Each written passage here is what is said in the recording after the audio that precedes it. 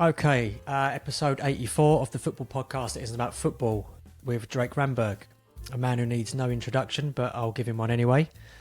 An Oregonian, born and raised in the vicinity of Nike HQ. He would go on to spearhead the brand's drive into the football space, revolutionise kit design, and build a legacy over the next 3 decades. Over to Drake. Enjoy. How you doing? Good. How are you? You hear me all right? Perfectly. I see you're flying the Gunners flag there, as promised. I thought I should try to represent, Yeah. I do my best to do the opposite on here because obviously, as you know, being a West Ham fan, not many people want to see the claret and blue. Yeah. I'd like to thank you, Drake, because I got in touch with you in 2021 for to ask you to be involved in the Q&A for the magazine. But yeah. And you said that unfortunately that wasn't possible, but when you retire, let's talk again. And I saw your post when you retired, and I went into to DM you, and the very last message was that 3 years ago. Yeah. No preamp, no, nothing in between, and yeah, true to your word, you said yes 3 years later. Yeah, three or so years later. So yeah, appreciate that. Appreciate you not forgetting. Of course. Well, it's a mark of the man there. Yeah, I enjoyed my former Nike colleague, Peter Hoppins, and you had a great conversation, and just thought it was fun just hearing you guys chat about his journey, and obviously him growing up in in Liverpool, but being an Everton fan and stuff, and then his Nike experience, and yeah, and he kind of revealed some things that, I didn't know, so it's always interesting listening to these. Thank you. Yeah, his path, not so conventional from Merseyside to Portland, but I guess, that takes us neatly into your path, really, from Portland to Europe.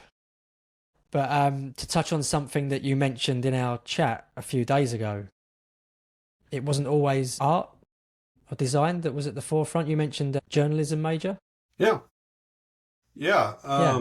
Talk me through that. Yeah, I think it started when I was in middle school. I always enjoyed writing, and I got on the school paper. I was the school cartoonist, using some of my art and design skills there, but I also just enjoyed talking to people, interviewing them, pulling together a story, and it kind of started there. And then when I got into high school, I worked on the high school paper that came out, I think it was probably monthly or bi-monthly.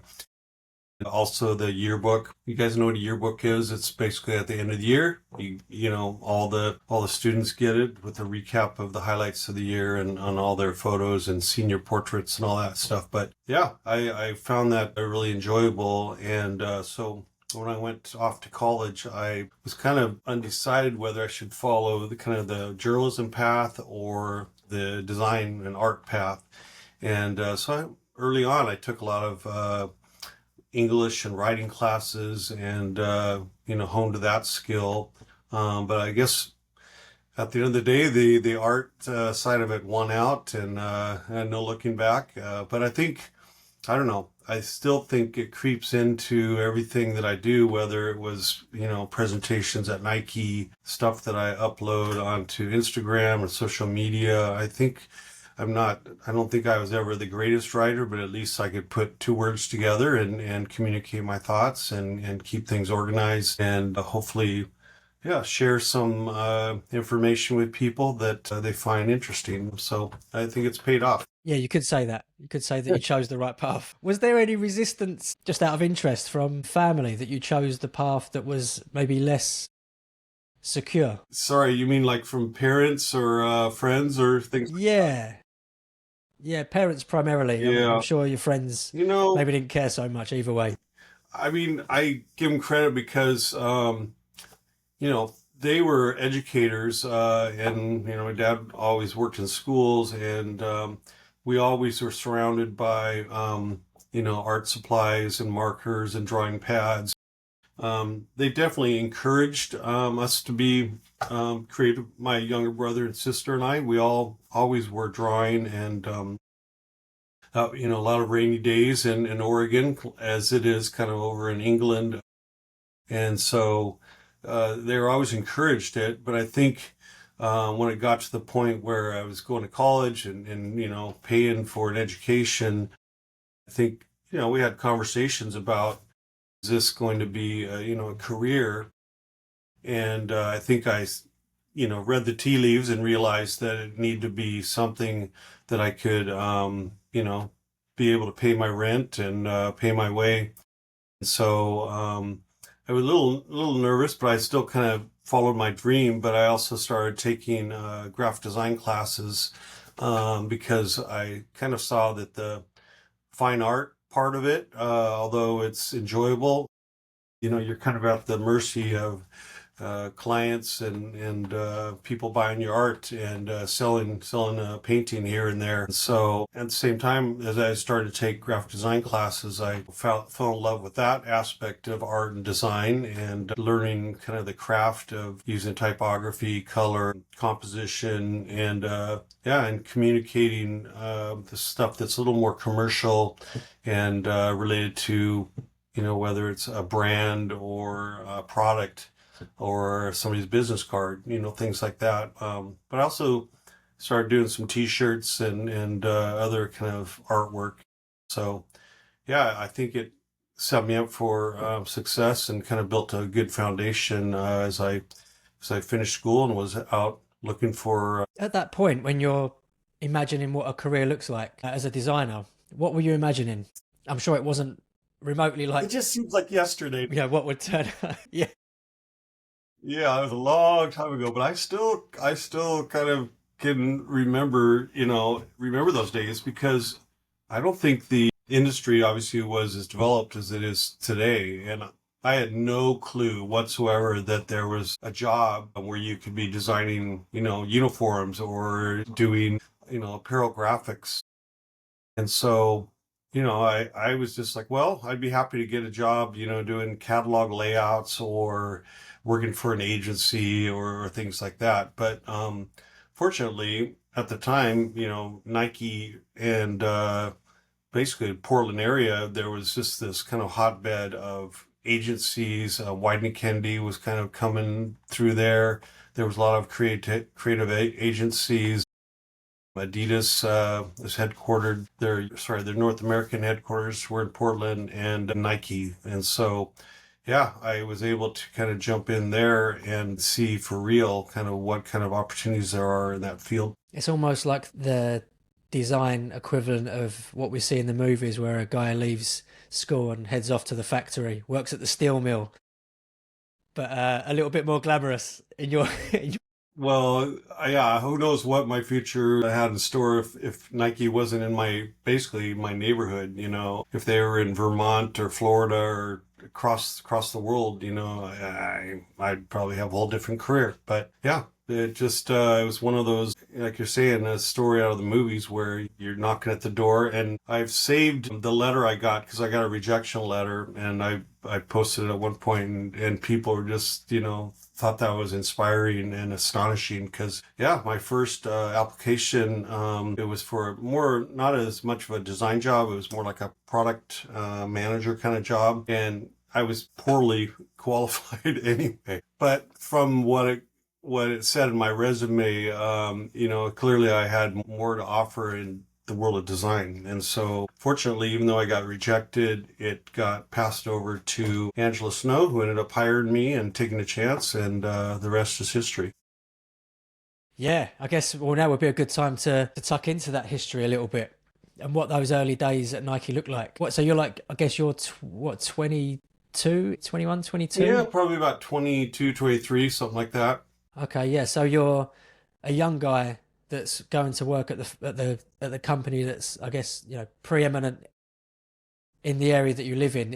Are there any kind of, I guess, jitters, pre-match jitters that come with that? Or did it feel very much like you were going into an arena that you felt comfortable in? Yeah, that question was asked at we had a big retirement celebration last month, and I was asked about that, how it felt like that first day or that first week. Yeah, I mean, I think everybody's anxious, a little nervous going into a new job and the unexpected. But, it's an exciting time as well. Fortunately, there was a great crew there that was very supportive and helpful. Um, it was a young group of people. And at that time, Nike was kind of in the early years, and most of the people were just local Oregonians. They just kind of helped me learn the craft of being a graphic designer. I had kind of the raw talent as far as, the art piece and the understanding of sport, but I had to learn a lot about what Nike is and the industry. I also just had to learn all the kind of the details about developing graphics to put on apparel. And so there's a whole class that you could take just about, doing schematics, doing film separations for screen printing, building color palettes, doing different colorways. So there's just a lot involved with that particular industry and that job. And so, the first couple of years I was just learning on the job. But at the same time, I guess I didn't mention that I was a freelancer for the first 9 to 12 months because they didn't actually have a job available. And so I was going to work in the mornings until about 4 o'clock. And then I had a job in a restaurant as a waiter in the evenings. And so I'd scoot off to that job because I didn't want to leave that job because I didn't know if this was forever. I didn't know if I was going to be able to get on there at Nike until they had a headcount available. So fortunately, it all came together and I was able to quit my evening job. I learned a lot in the food service industry, and I think I took a lot of that into the rest of my life. And I think it was a valuable time as well. But I was ready to move on and do kind of the work that I love to do versus the work kind of I had to do. Was it difficult giving up those tips? It was nice coming home with a sweaty ball of cash every evening and going out for happy hour and all that stuff. But yeah, it's time to grow up and have more of a mainstream job. But yeah, that was a time in my life for sure. Yeah, a more mainstream job and one aligned with your interest, as you say there. You mentioned earlier that as you started to dive into graphic design more when you were doing those courses, you started to then develop the passion for it, for typography and for all of the things that come with it.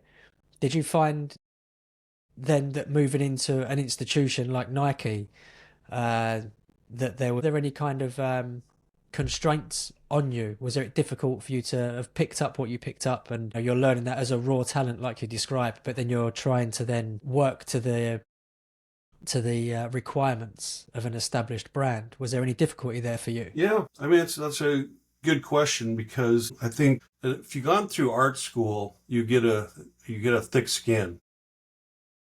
You have to put your work out there, you're hanging on the wall. Usually how it works is, your fellow students and especially your professor critiques it in front of everybody. A lot of times, sometimes you get, more private criticism that comes back to you in the form of a grade and stuff like that. But a lot of times, part of the process is to put your stuff out there on the wall and explain yourself and talk about it, and then get feedback from, not only professor, the students, and kind of learn from that. So, very similarly, when you join Nike, you get briefed, you work with your team, you're joined at the hip with a product designer. So you're building a style together or a collection together, and then ultimately you have to present it to the powers that be. And so, usually there's a group of other leaders that you're sharing this work with, and they're the ones that have a lot of the experience and understanding of what's going to sell, what's appropriate for the consumer, for the retail environment, all those kind of factors. And so it's not something as simple as, oh, I designed it and boom, it goes out into the market. There's definitely a process, and there's good and bad to that. The great thing is that what comes out the door, the whole team feels totally supportive of.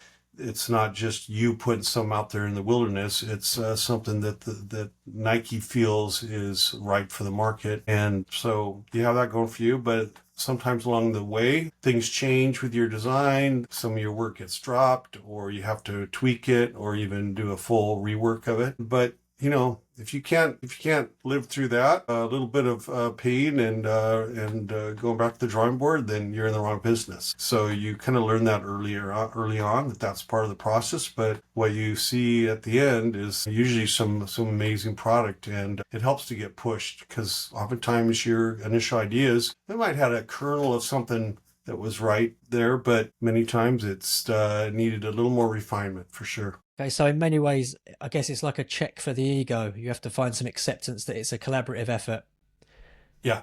for the greater good of Nike, rather than the glory of being the designer that nailed 100% of what you see to the wall. Okay, yeah. Yeah, that's a great way Yeah, I guess to summarize it. You learn early on this. I'm working for a huge brand, a huge company, and I'm representing them, but it's not about my ego. It's not about what I want to do. It's what we need to do, or what we think is appropriate. And so, yeah, check your ego at the door. You want to fight for your design work and show why you came up with it, and the research you did. And it's not that you just kind of roll over, but at the same time, you don't die in the sword over a design. And I've spoken to many designers over the years that I've mentored and taught, coached, supported, and that's one of the things that many young designers have trouble learning, the just kind of the balance of both those. is that a generational thing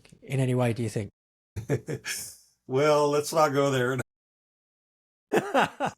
I mean, sure. I think that kind of the young generation these days maybe has a little more to learn in that space. I think but I think every generation and every person, I hate to just kind of generalize about a population anyway, but I do see some trends and some things with the younger designers where you got to just reinforce, what's the priority here, and it's not always about you and your career and what you want to do. It's what right for the brief, for the consumer. We always go back to that. Is it right for the athlete? Is it right for the consumer? Is it right for the team or the club? And if that's the goal, then that helps your decision making become a lot easier. Do you, sticking with ideas for a moment, and how you may have one, but then only maybe like a kernel of it survives towards the end, or maybe it's dropped entirely. In your experience, do those ideas tend to kind of just go on a low boil and pop up in another form somewhere else, or do they just tend to drift off towards the graveyard, so to speak? Yeah, it's a filtering process, and yeah, if there's a strong, good idea, maybe it just was the interpretation or the application or how the design came out, and so it's maybe it gets shelved, but it comes back again. The other thing it made me think of is that there's a lot of voices that are involved, and sometimes even internally we felt like, oh, this is good, but then you present it to the athlete or you present it to the club, and then they have their feedback, and you might have missed the mark a little bit.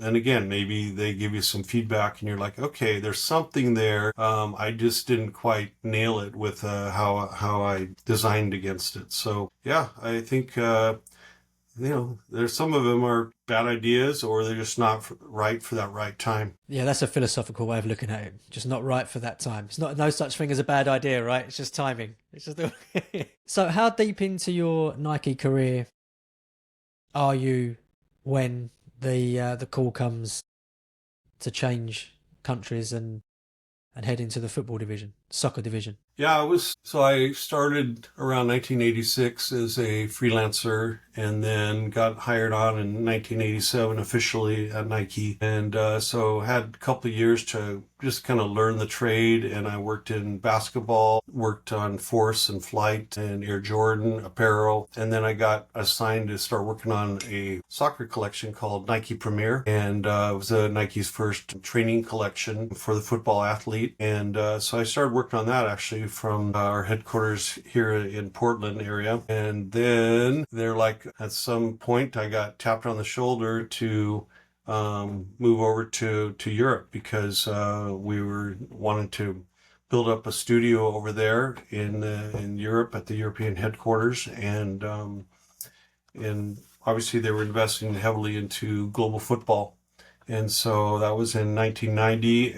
Nike EHQ, European headquarters, was sharing an office with Nike Germany in an area outside of Frankfurt, Germany, a town called Weiderstadt. Anyway, so yeah, I got the offer to move over there. And, I remember going on a house hunting trip in early 1990. We went over to Berlin and they had just started tearing down the wall, and, a pretty history making time to be there.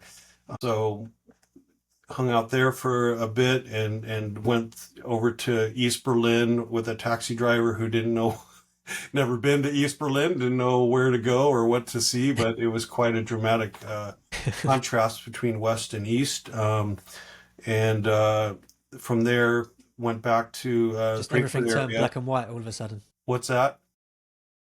Everything turned black and white all of a sudden as you Yeah, cross over the for border. sure. And then back to Frankfurt and started house hunting and getting kind of oriented with where I was going to be spending some time as an expat. It was supposed to be a 2-year assignment, but it ended up growing to 6 years. I guess I was doing what I needed to do. And they didn't have any plans at that point to backfill me. But yeah, I got over there and we had a couple designers working out of the office, but we needed to really create a studio that was like a mini version of what we had back at the world headquarters in Beaverton. And so, yeah, a lot of my early days were spent setting up that studio, purchasing darkroom equipment so we do film separations, going to the local Canon dealer and getting the top end Canon printer, getting computers, started to recruit and bring in more talent. So I had a lot going on as far as setting up the studio. But at the same time, at the time, Nike had Borussia Dortmund, Paris Saint-Germain, and Olympique Lyon, so 2 French teams and a German team. And, it was like a full-on immersion into that world. I had no understanding of their background or history. And so I arrived there and had to get a quick lesson on European football, that's for sure. Are you feeling any kind of weight of responsibility? Because that's quite a quick trajectory from joining, well, first as a freelancer and then full time, and then before you know it, blink of an eye, you say you had to learn some ropes, but it seems like as quickly as you've learned those ropes, you've been shipped off to head up a department in Europe. What kind of weight are you feeling Oh there? my God. Yeah, that's when I tell the story, it's kind of matter of fact, but when I look back at it, I kind of laugh because I was like 27 years old. And, I guess it just comes back to, Nike had faith in me. And specifically when Angela Snow, Mark Parker asked me to go over there, it was a leap of faith, like, go figure it out. But now as I look at my whole career and spent all these years at Nike, and I've also witnessed a lot of other colleagues and friends in their careers, I think it's just kind of this just do it mantra that we all kind of live. It's part of the culture there that, go over there, figure it out. We trust you. We respect what you have as far as your soft skills and your design skills, get over there and we'll figure it out, and, at the same time, I remember distinctly there was some Americans and Europeans living over there that had been there for a couple of years, and they were helping teach me the ropes. And so it wasn't like I was going off in the wilderness, Lewis and Clark style with just a map, there was somebody there waiting for me at the time. And I don't know, I'll just put a plug in. I mentioned Lewis and Clark. I mean, there's this pioneer spirit of being kind of West Coast Oregonians because of the whole Lewis and Clark expedition, the pioneers, the Oregon Trail. I do think there's something to that with just kind of the culture at Nike is, kind of anti-establishment. We'll figure it out. We know what we need to do, and we're not going to be hamstrung by rules or this is how it has to be, that kind of thing. So I think that kind of percolates through the company even today. But definitely back then it was like, yeah, get over there. You're a young guy, but we'll figure it out together. And there's a bit of a safety net over there, but at the same time, we believe that you'll do what's right. You'll make good decisions, and we'll if you don't, yeah, we'll give you some right. Yeah, you can call up that restaurant and see if they remember you, right? Yeah, exactly. Yeah, you'll always fall back on that for sure. Yeah, that's really interesting that you mentioned that, because I was thinking as you were walking me through that, is that attitude part of who you are anyway, or is that just something that happens to you working at Nike? But it sounds like it was the perfect storm of both. It's Yeah. like kind of a byproduct of a West Coast spirit as a result of the frontier. Manifest destiny is popping up. Is that, have I got that right? Is there Yeah, a I term, mean, manifest destiny? I suppose I'd have to talk to my psychologist to find out exactly what makes me tick. But I do think, as with any of us, it's our environment, it's our learnings along the way, it's our teachers, it's the just who's around us and influence us. And so I think that all came to fruition, and I think I was just kind of the right personality and the right background, and had some talent, and so it all just kind of came together. I think there's people that come to a company, whether it's a Nike or Adidas or Columbia Sportswear or whoever, that just may not be the right fit for that culture. It just doesn't appeal to them, or they don't want to be part of a corporate culture or whatever.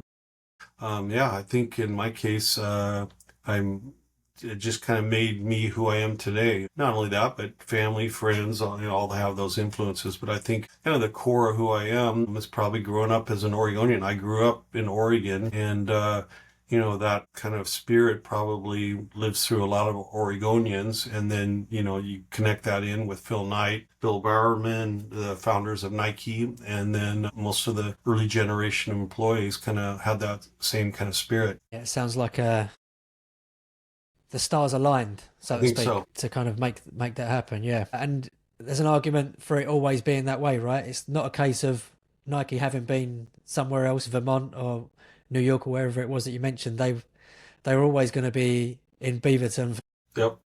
since time began, and you're always going to be an Oregonian. That was always going to happen. It's quite fascinating to think that all of the things that had to happen Yeah. ever for those two paths to merge, for you to have the career that you've had, a career that fulfills you so much, Yeah.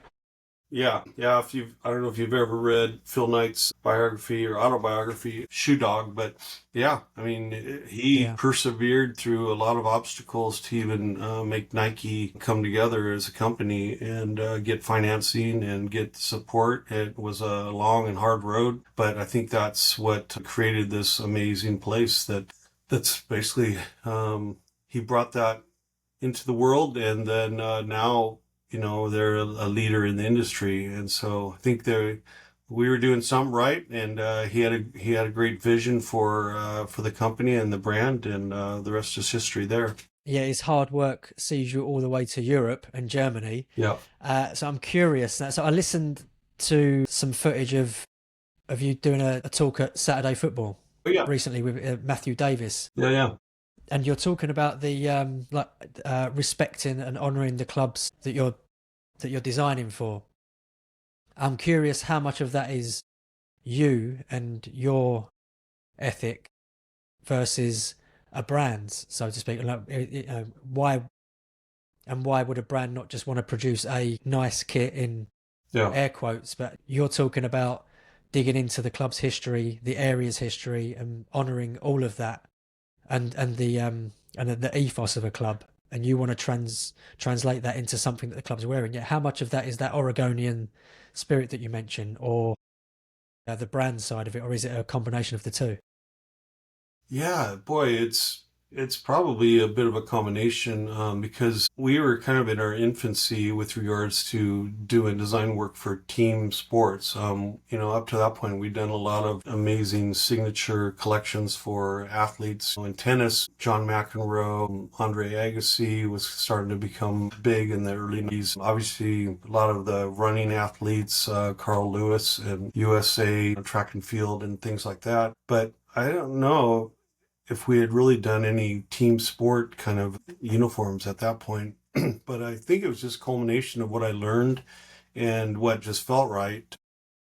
I did see a lot from other brands at the time that was more about their brand as far as stripes and logos all over the team's uniforms and just have their colors. And maybe it's just the curiosity. And, I think that's such a critical thing for a designer to be curious and to, if you're digging into a Dortmund or a PSG and you walking around the grounds, you're seeing all their trophy cases, you're having a beer at the pub with the local supporters. You're talking to some of the players. I mean, you come away from that experience and there's so much great information that you've gathered, and it seems to be just obvious and crying out. Like somehow we've got to like encapsulate that into a design.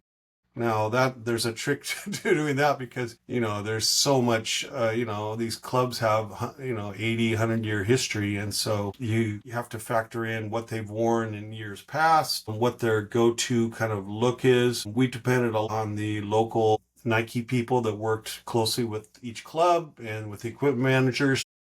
You rely on that history as you come over there, and you don't know that much about these clubs, and so you have to lean on them, and they're the ones kind of saying, giving you a little bit of guardrails, saying, the away color can't be, red and blue if you're Dortmund because that's Bayern or whatever. So, but yeah, you just take that all in. And I mean, as a designer, then it's go time. It's fun because you're thinking, all right, what can we do within this kind of guardrails? Okay, so an Arsenal has to be red with white sleeves. It's got a crest on the left chest. The sponsor's going to go here. But beyond that, it's like wide open. I mean, you're not doing the team justice if you're just going out with a simple red shirt with white sleeves, So it's gotta have a lot more detail to it. I did grab the Arsenal shirt here just as we're talking about it. One of the American kind of things that I think struck me when I was over in Europe was most American teams that I grew up with, it was the Blazers, it was the Raiders, it was the Yankees, and they're known by their nickname. And I was struck that, Arsenal, they were known as the Gunners, but you never really saw that on product at the time, maybe on a t-shirt or something. But I thought, let's have that loud and proud, on the crest. And then the whole idea of this cannon, I didn't want to just have a bunch of cannons in the background of the shirt. So we played up this kind of lightning bolt that kind of represented speed and artillery, and kind of just fast, dynamic kind of graphic. And so let's do that kind of as a tonal piece, and then also have the Gunners there, and then we had some fun, had Arsenal on the tail, which, that was just crazy to put something down there where it mainly gets tucked in, but for the fans, and at retail, and then just as a discovery piece, if some players wore their shirt untucked, it was just like unexpected. And so it just made sense for us to bring something that was totally about that club, and revealed some part of their history that if you were a true gunner, you knew all that. And so, if you do it right, you go in and present it, and it's just like they're eating out of your hand. They go, yeah, you get us. But now I look back and go, well, we were a little cheeky, for Americans to come in and be so bold. But I don't know. I think that that legacy in designing clubs in that spirit goes through, all the stuff that Nike does with the NFL, with the NBA, with Major League Baseball, and the Women's Soccer League, and, all the way through all the English football team and the Dutch and all the other clubs that we work with. So that's just kind of seems like the right thing to do. And you're being honest and revealing something about them that their supporters and their team gets. And I think we did it right if we do that. Arsenal kit that you just showed there, I've got vague memories of that being released Yeah. in the 90s, and the Arsenal at the bottom on the back there. Yeah. It was, as you say, that meant it just hadn't been done before. I can see an image in my mind of Tony Adams, I think, in the home kit, and Ian Wright in the away kit, and Ian Wright is twisted to the camera to show Yeah. that off because Well, it was such a feature to display, right? It's like, look it what was just on this got shirt. posted. I don't know if it's the anniversary of that launch or something. Some genius, I don't know what they were thinking, but they created a double collared, double neck kit that was that both Tony and Ian Wright wore at the launch. And it was this kit that I showed you, but it had both their heads through their individual collars, and they each had, I think, one arm, one sleeve, and it was this huge wide shirt. And so you have to look it up. But Brilliant. that was part of the launch, and it's such a hilarious thing, and I don't know where they came up with the idea, but it's so memorable and iconic. But yeah, that was part of that launch. And then yeah, Tony Adams in the home kit, I think, and then you had Ian Wright with the away blue. And then going deeper into Arsenal and Ian Wright, he never liked that collar, and so he worked with the kit man and had it cut off because he wanted just a nice clean round neck versus having the collar. And I didn't have any issue with it. I mean, obviously he's defacing the kit, but at the same time, he's customizing it, making it an individual statement with it. Who's to argue? He was the man. He was making all kinds of goals and bringing Arsenal trophies. So, good by him. Yeah, a little bit of the Nike spirit in that, maybe. Yeah, for sure. A bit of the disruptor spirit in that. Yeah, for sure.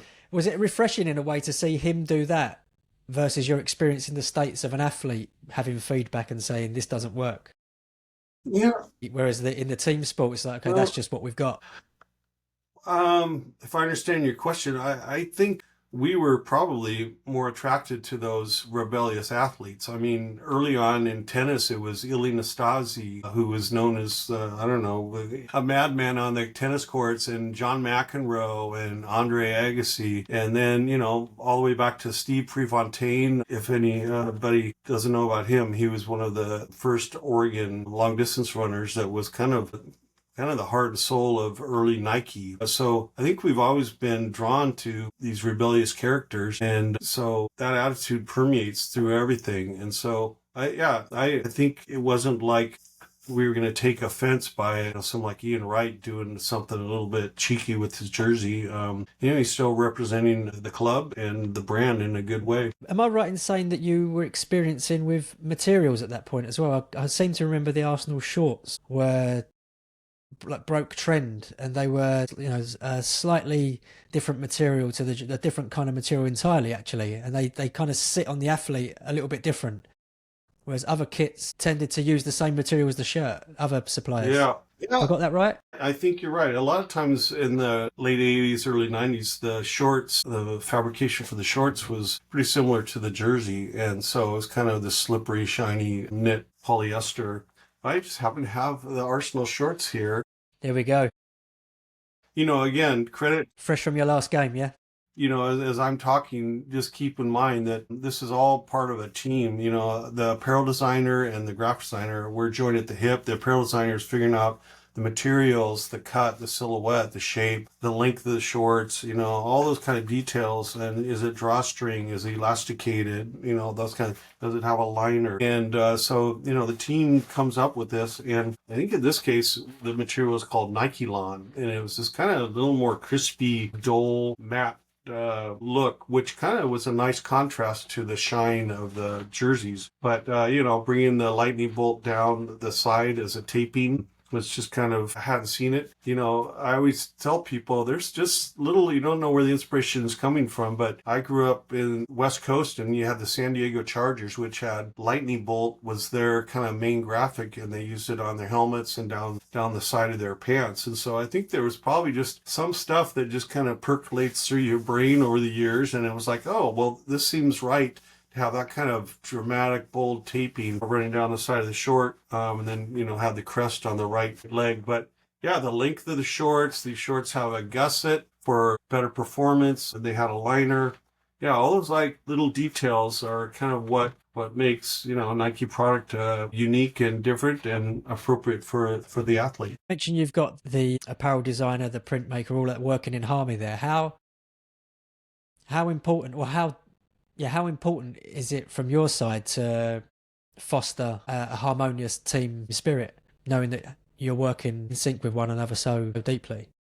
Yeah, I mean, I think that's the secret sauce of what makes Nike work, and many amazing brands, is the teamwork, the respect for each other, knowing that they each have what they bring to the table, and 1+1 = 3. We're going to all elevate the product because of our combined experiences, our talent, and all of that. It's not an easy thing to do, as we all know, whether it's in sports or in family or with the world of business, to maybe give up or sacrifice a little something for the benefit of the greater good is not always easy. But that's what's going to make amazing product, if you rely on your teammates and listen to them, and try to balance out all those different voices, and come to the table with what's right for that club and for the brief.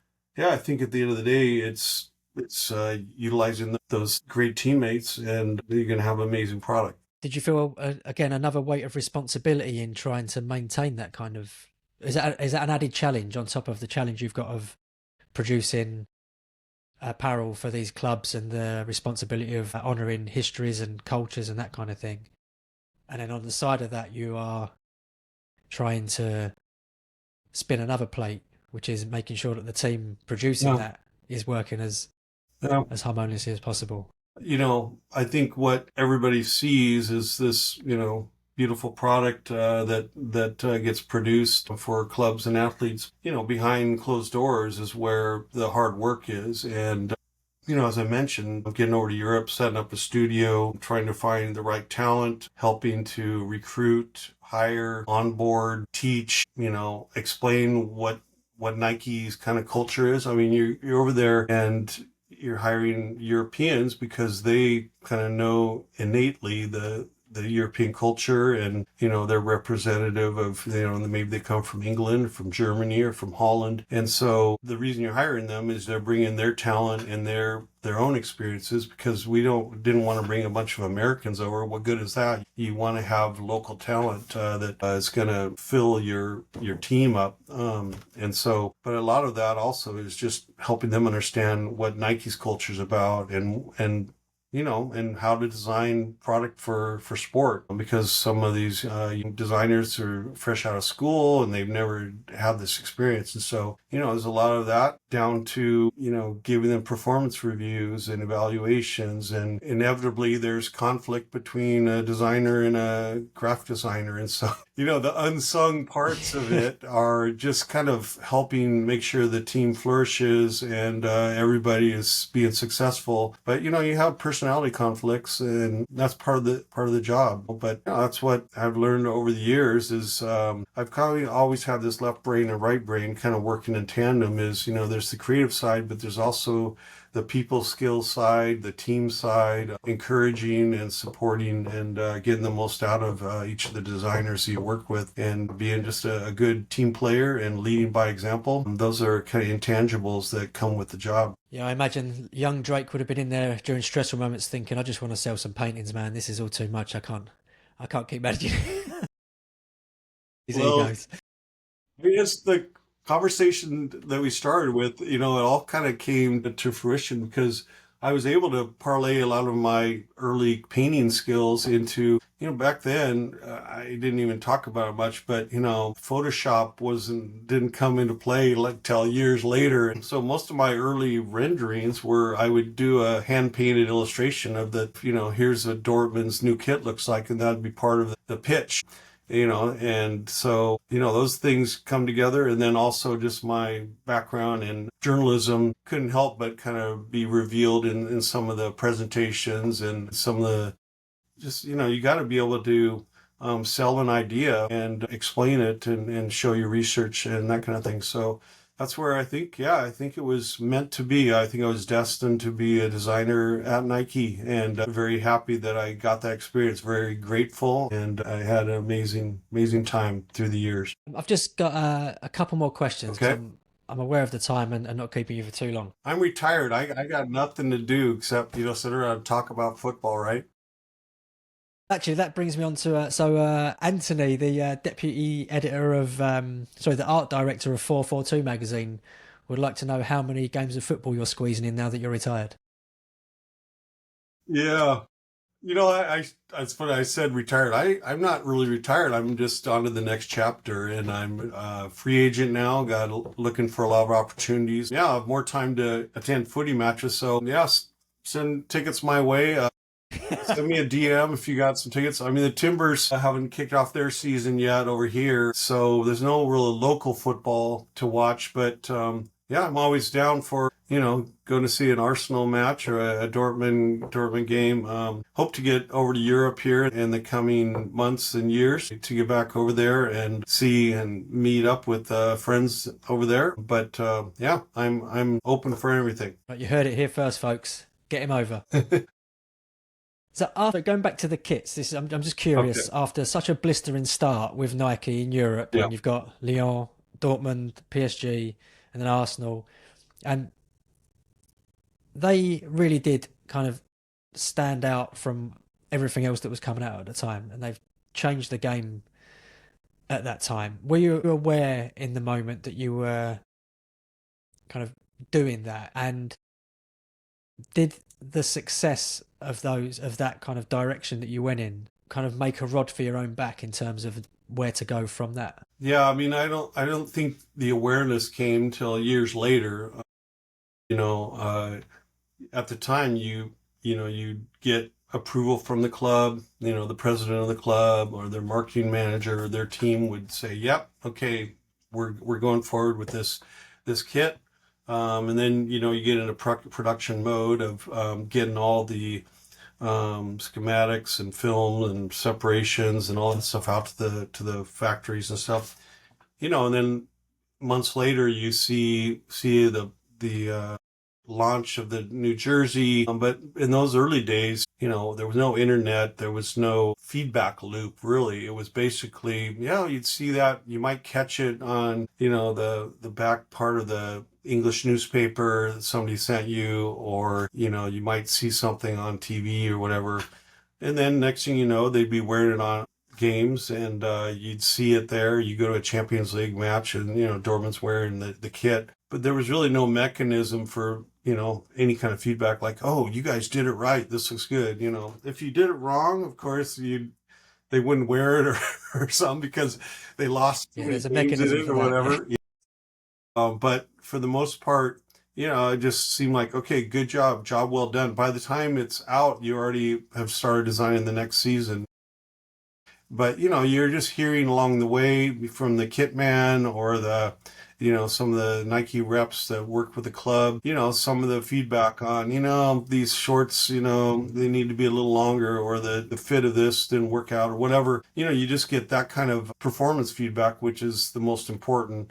Make sure that the athlete on the field is comfortable and confident in what they're wearing. But yeah, I think times have changed, and now 30 years later to be hearing about it, how these jerseys impacted the world of football 30 years later, you're like, okay, I guess we did something right. But, at the time we were kind of this blissfully ignorant. Yeah, I mean, we knew a little bit, but probably if we had the feedback loop that we have today, where the cruelty of social media and everybody's got an opinion, yeah, boy, it'd be tough. But back then, it was like, hey, we did right by the club, and they're winning some games. Luckily, Dortmund, Arsenal, PSG, they all had success. We worked on Nigeria. They won the gold medal in the Olympics in '96. You had Italy for a short time that I worked on. So yeah, I think you kind of went with the success of those teams, and if you did right by them with the jerseys, the job well done. Yeah, better to find out it went well late rather than never, right? Yeah. And maybe it could have been a debilitating weight to bear if you knew how successful they were. It's that tricky second album syndrome and all that kind of thing. Yeah. I'm curious how the experience of moving overseas and fulfilling the role you have with Nike impacted you outside of Nike as a person in terms of growth and challenges. Yeah, there's a lot there, but yeah, I mean, I think we talked about earlier, it all kind of helped me grow as a person. My personality, who I am, my identity is all wrapped together with that experience.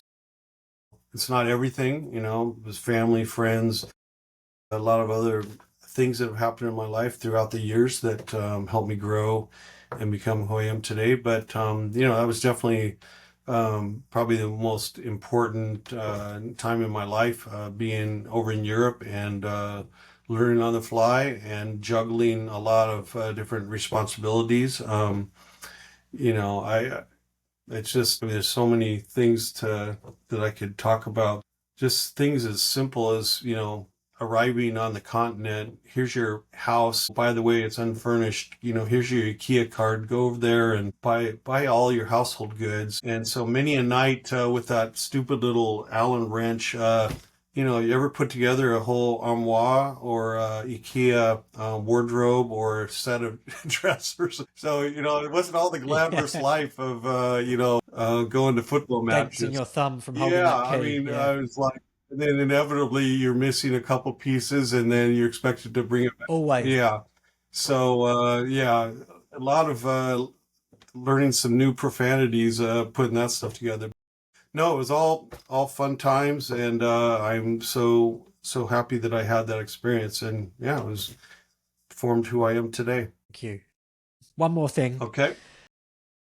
Without the element of destiny that we've touched on with yourself and Nike, what quality of yourself could you not have achieved this career without? After we were rolling so good all this time, and now this question, boy, this a tricky one. What quality about myself that I learned? I'm always so terrible at thinking of one word. I mean, I guess I'll just say, resiliency, I guess, belief in yourself, passion for design and, I've always loved art and design, and to be able to have a career doing what I love, sports, art, design. I mean, God, I feel like the most luckiest man on the planet. So no complaints. So I think I just learned that I guess who I am is there's something there that connected with athletes and clubs and the world of sport. And so I'm glad I had an opportunity to play a little piece in that whole world. Sorry. Yeah, I don't know if I answered your question, but that's a tough one. No, you did. Yeah, you did. Yeah, I think, you listed quite, I think you may have mentioned something earlier on that, that slipped my mind as well. Curiosity. I guess that's a big factor, right? With that, you can kind of unlock a lot of doors and overcome a lot of challenges. Yeah, for sure. I mean, if you can't really be a good designer unless you're curious. You're curious about other people. You're curious about history. Curious about what could be and what's not settling for the status quo and what else is already out there. You want to say, well, what if we tried this and what if we did that? That's really what design is all about. It's not bringing sand to the beach. It's bringing something revolutionary and iconic. So if you did that, good job. Well, I think the work that you've done over the years has inspired a lot of designers a lot of people to move into that field as a career. I'm sure that's quite an honor. A lot of people were excited to learn that I was speaking to you on here And I think that's, not that this is any great platform, but it's just a testament to the kind of feeling that your name and your career can evoke, outside of where you grew up around the world. It's quite fascinating to think Yeah. that a guy that grew up in Portland could go and work for Nike and influence so many people around the world with his Yeah. work. And yeah, you No, I must be so proud. feel a little choked up. No, but no, I appreciate you giving me this opportunity, this platform. It's been a great conversation, great getting to know you. And yeah, I think my ultimate goal is to just hopefully, yeah, inspire, educate, encourage this next generation of designers. There's a amazing career out there in the world of design. I just want to be an evangelist of sorts to just let people know about it and kind of reveal what people don't maybe know about being a designer and working on clubs kits. So appreciate this opportunity, and I think it warms my heart if I'm basically encouraging another generation of amazing designers and giving them opportunities that they wouldn't have otherwise have. So job well done. Thanks, Drake. I really appreciate it. At the risk of turning into Columbo, one more thing. You know Columbo, You huh? Oh my God. yeah, oh yeah, Sunday mornings growing up, that's all I watched. All right. You're leaning towards the Japanese philosophy of not retiring but moving into a new Yeah. phase. Any hints on what that might look like? Well, obviously, just having some nice conversations with people like you, and I've been kind of getting asked to participate in some other interviews, podcast appearances. So again, just spreading the gospel of football throughout the world. That's fun.